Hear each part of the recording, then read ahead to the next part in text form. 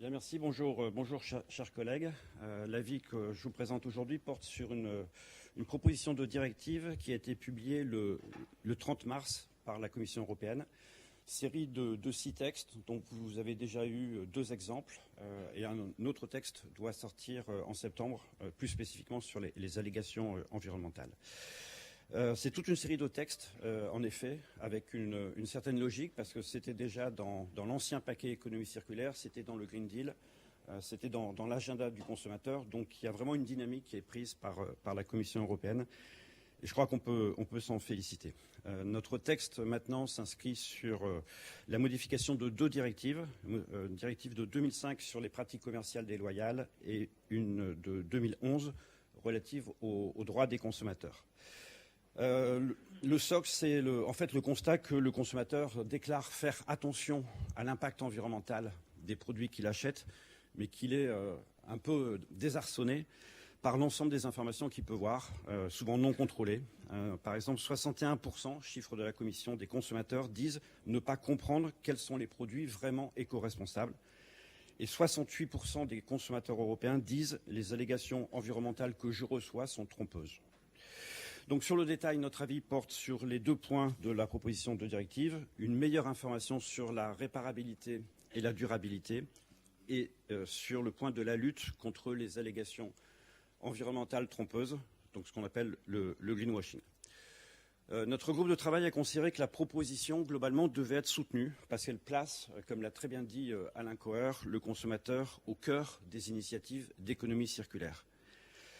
Nous avons constaté que la proposition de directive pouvait, sous certaines conditions, favoriser les grandes entreprises soucieuses que leurs produits soient durables et réparables, et que cela ne pouvait que soutenir les PME, notamment tout le secteur des PME de la réparation, marché qui s'est effondré en Europe depuis une quinzaine d'années, avec tous les emplois qui sont perdus derrière. Nous avons vu les bénéfices de la durabilité sur la baisse des déchets, notamment de la filière électrique et électronique. C'est 12 millions de tonnes de déchets électriques et électroniques chaque année en Europe. Et nous avons constaté qu'accroître les informations à destination du consommateur avait une importance sociale de premier plan. La reprise de l'inflation et les difficultés liées au pouvoir d'achat nécessitent de mieux accompagner la population la plus vulnérable par une amélioration de l'information sur les produits qu'elle achète.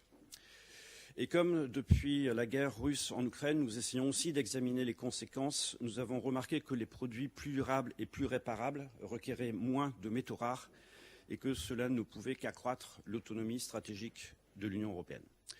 Donc nous soutenons la proposition de la Commission, mais nous lui demandons juste d'aller un peu plus loin. D'abord parce qu'on pense qu'informer ne suffit pas toujours, que le consommateur européen reçoit déjà beaucoup d'informations. Et que dans certaines hypothèses, par exemple, si le produit a été conçu sciemment pour n'être ni réparable ni durable, il ne doit pas être mis sur le marché. Et sur les allégations environnementales, nous pensons que la Commission aurait également pu aller un peu plus loin, notamment pour combattre la multiplication des labels environnementaux, souvent autoproclamés. Il y a 232 labels environnementaux en Europe. Et pour combattre également les allégations de neutralité carbone que nous voyons fleurir un peu partout et souvent sans fondement. C'est pourquoi notre avis a fait des propositions en ce sens. Voilà, je voudrais adresser tous mes remerciements au groupe de travail qui a été très constructif. Mes regrets que notre co-rapporteur Gonzalo Lobo n'ait pu être présent ce matin parce qu'il a vraiment été un co-rapporteur très efficace. Et un immense merci au secrétariat, Marie-Laurence Drillon et Alexandra Sedeba, parce que c'était un vrai plaisir de travailler dans les conditions qui nous ont été offertes. Voilà, merci. Merci beaucoup, Monsieur Liebert. We are proceeding now to the debate, and the first one is Ms. Olgiati. Thank you, President. I'll speak in Italian. L'industria tessile può contribuire alla realizzazione degli obiettivi ambientali dell'Unione Europea. A tal proposito sono condivisibili i contenuti del parere sulla strategia UE per i prodotti tessili sostenibili e circolari.